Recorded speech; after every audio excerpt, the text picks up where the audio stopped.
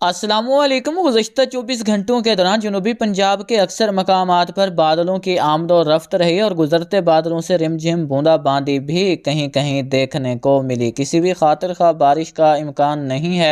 यहाँ पर शुमाल मगरिब की हवाएं चल रही हैं जो कि सर्दी की शिद्दत में इजाफे का सबब बन रही हैं।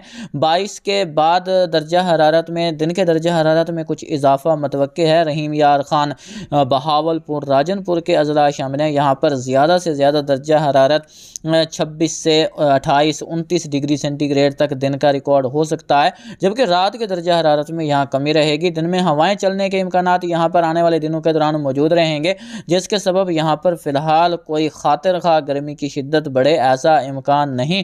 अलबत्ता दिन के दर्जा हरारत मामूल से ज़्यादा रिकॉर्ड होंगे और रात के दर्जा हरारत मामूल से कम रहने का इम्कान है। 22 से सर्दी की नई लहर असरअंदाज होगी, तो इस दौरानिए में जो दर्जा हरारत हैं वो कम होंगे, तो कोहरा पड़ने का इम्कान भी मुल्तान, मुजफ्फरगढ़, तोसा कोटद्दू, डेरा गाजी खान, राजनपुर के इलाकों में रहेगा। इस तरह खानेवाल, लोधरा, बहावल नगर के इलाकों में भी कोहरा पड़ने के इम्कानात मौजूद होंगे। फिलहाल कोई तगड़ा सिलसिला असरअंदाज हो ऐसा इम्कान नहीं है।